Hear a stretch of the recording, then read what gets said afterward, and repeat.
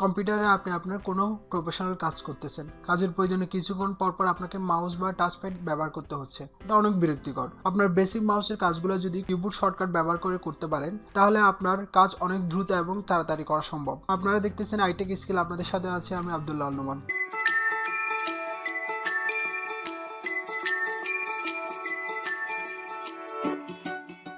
Windows key plus R, আমি Windows key plus R press করে run command run করলাম।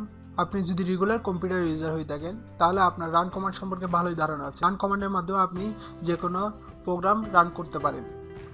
আমি এখন ক্রোম ওপেন করব।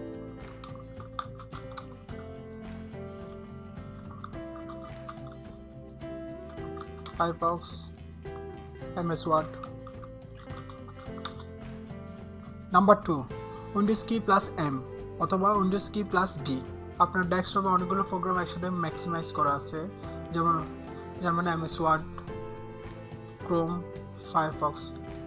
এই সবগুলো প্রোগ্রাম একসাথে মিনিমাইজ করার জন্য আমি উইন্ডোজ কি প্লাস ডি অথবা Windows key plus M press করলাম। Number 3, Windows key plus tab. আমার টাস্কবারে কী কী প্রোগ্রাম রান করা আছে তা দেখার জন্য আমি Windows key plus tab press করলাম। আপনার কী কী প্রোগ্রাম রান আছে তা এখানে শো করতেছে। আমি একটা প্রোগ্রাম থেকে অন্য একটা প্রোগ্রামে সুইচ করার জন্য অল প্লাস ট্যাব প্রেস করলাম।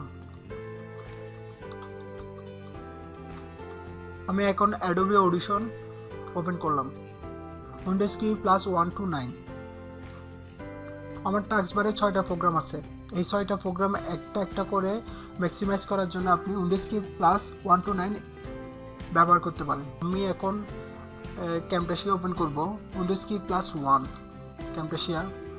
উইন্ডোজ কি প্লাস 2 প্রেস করলে অ্যাডোবি অডিশন ওপেন হবে, ম্যাক্সিমাইজ হবে। আপনি এইভাবে যতটা প্রোগ্রাম আপনার টাস্কবারে আছে সবগুলো একটা করে ম্যাক্সিমাইজ করতে পারেন। অল প্লাস F4, কোনো অ্যাপ্লিকেশন ক্লোজ করার জন্য আপনি অল প্লাস F4 ব্যবহার করতে পারেন। অল প্লাস F4 ব্যবহার করে আমি এমএস ওয়ার্ড ক্লোজ করতেছি। Okay. Control plus shift plus N, new folder create করার জন্য আমি control plus shift plus N press করলাম। কন্ট্রোল প্লাস ক্লিক, আমি এই ফোল্ডারটা ডুপ্লিকেট করার জন্য কন্ট্রোল প্লাস ক্লিক করে ড্র্যাগ অ্যান্ড ড্রপ করলাম।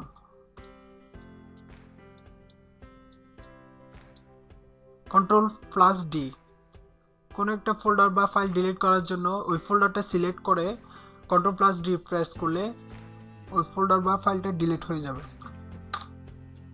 কন্ট্রোল প্লাস জেড, কোনো একটা ফাইল ডিলিট করার পর ওই ফাইলটা আনডু করার জন্য আপনি কন্ট্রোল প্লাস জেড প্রেস করুন। কন্ট্রোল প্লাস সি, কোনো ফাইল বা ফোল্ডার কপি করার জন্য আপনি ওই ফাইল বা ফোল্ডার সিলেক্ট করে কন্ট্রোল প্লাস সি প্রেস করুন।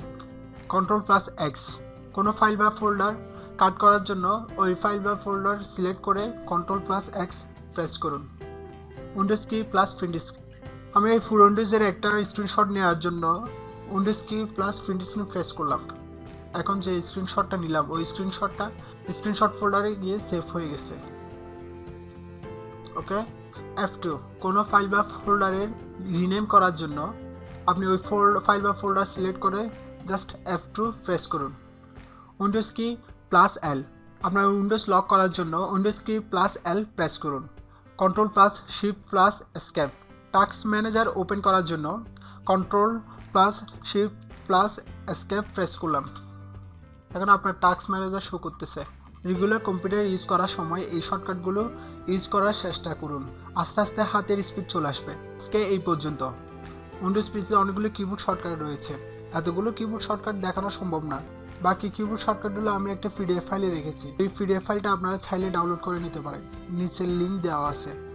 আমাদের আইটেক স্কিল এই চ্যানেলে টেকনিক্যাল সব কিছু দেখানো হবে, যেমন কীভাবে ফ্রিতে ওয়েবসাইট বানাবেন, ওয়েবসাইটের security, WordPress, e-commerce, digital marketing, Android mobile সম্পর্কে, ল্যাপটপ বা কম্পিউটারের হার্ডওয়্যার সফটওয়্যার নিয়ে সব বিষয় নিয়ে আলোচনা করার চেষ্টা করা হবে। আশা করি আপনারা আমাদের সাথে থাকবেন। ধন্যবাদ। ভিডিওটা পছন্দ হলে লাইক করুন, আর ভিডিওটা পছন্দ না হলে ডিসলাইক।